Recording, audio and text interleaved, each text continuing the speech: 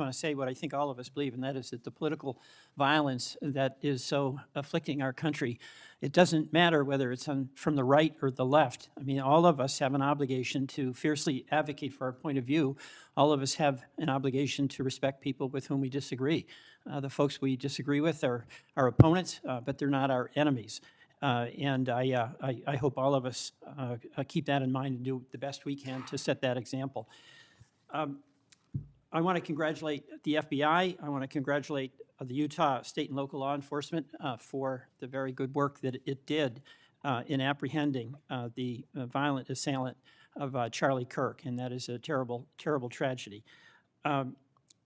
Director Patel, at one point you made an announcement that the suspect was in custody. We got our man. It turned out that was not true. In fact, I think that was about 27 hours before the person now in custody was apprehended.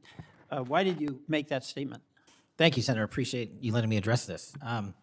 What the FBI does is not just locate and find suspects, but we also participate in eliminating subjects. And what we had at the time was a subject in custody in relation to this investigation. So in my commitment to work with the public to help identify subjects and suspects, I put that information out. And then when we interviewed him, I put out the results of that. And could I have been more careful in my verbiage and included an a subject instead of subject? Sure, in the heat of the moment, but I was doing the best I could. In all candor, I don't quite get that, because if we have our man, that would suggest to the public that everybody can rest and relax and not then continue to provide information to local law enforcement and to you. Well, so that was a mistake. I don't see it as a mistake. I see it as something working with the public to identify that there was a subject So if in you custody. if you put out a statement that says we've got our man, and in fact it turns out that you didn't have your man, that's not a mistake? But that's not what I said. Well, I'll go on. That's my understanding. A second thing that is really important in the FBI, but it's important in every agency, is that the folks who are doing good work get supported for the work they're doing. And a number of highly successful FBI agents have been let go. And I want to just ask you a little bit about that. You know who Brian Driscoll is, right? Yes. Yeah, okay. And my understanding is he served at the FBI for over 18 years. You agree? I believe that's accurate. Special agent in charge of the Newark office. He was commander of the FBI's hostage rescue team. That's a very prestigious and responsible position, correct? It is. Section chief of the Critical Incident Response Group's tactical section. You've got to be pretty good to get that high responsibility. You agree with that? Yes, sir. He oversaw 55 SWAT teams, and they're like the elite of the elite, right? They go in to the dangerous situations, right? He got a Medal of Valor for his participation in a raid on ISIS terrorist Abu Sayyaf, who had kidnapped American citizens Kyla Mueller, right? Mueller? Is that right? I know. You're in agreement, right? I know Kayla Mueller's family, yes. I know this. Okay, and he got Kurt Meyer, somebody who had barricaded himself in a bar after he killed 4 people and wounded 2. And Driscoll was part of the team that went in there and took that guy out, right? I don't have all the details, but I'll take your word for it, Senator.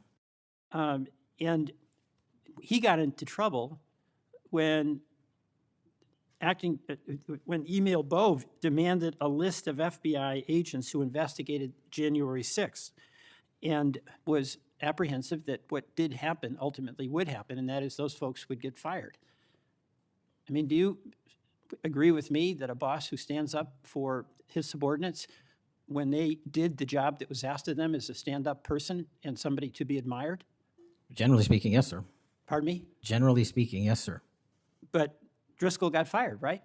Again, that matter is under litigation, and the matter you referenced occurred before I was But director. let's just keep it really narrow here. He's fired, right?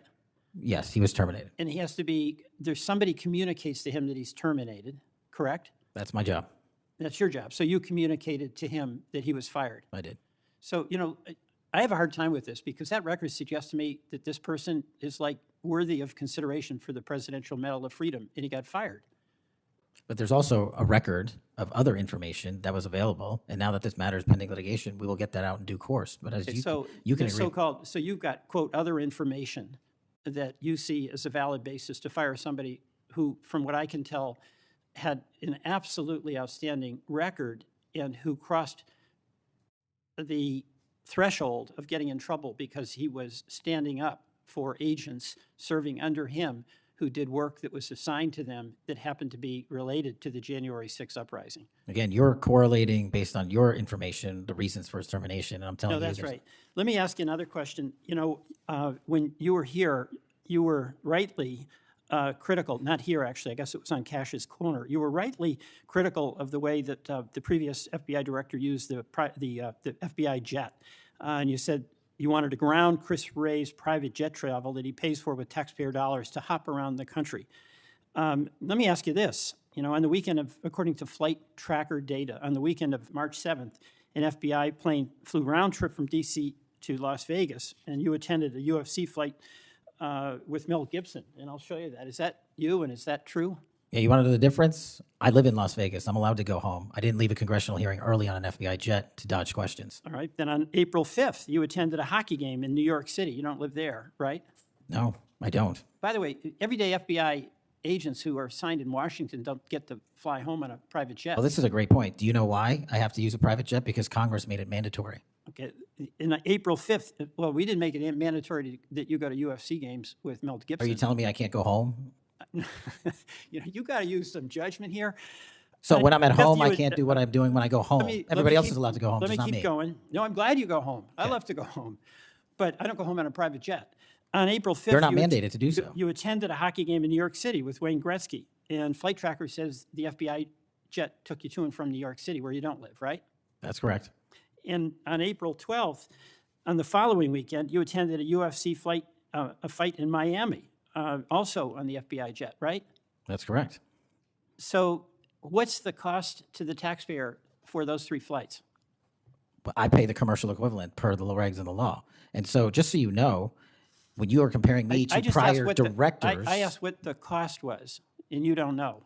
I take it. Yeah, and what I've done with the use of the private jet is use Andrews Air Force Base versus Reagan National as what the other directors have done Bottom line to here, save the taxpayer bottom dollars. line here, you flew home to Las Vegas. There's nobody else in the FBI who gets paid. They have to pay their own way if they want to go home, right? I mean, right? Well, that's not accurate. Depending on where you're stationed, the FBI covers the bill to get home.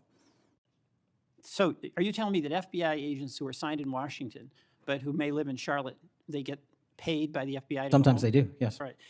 Another thing I want to say is this. Our local law enforcement has been stiffed.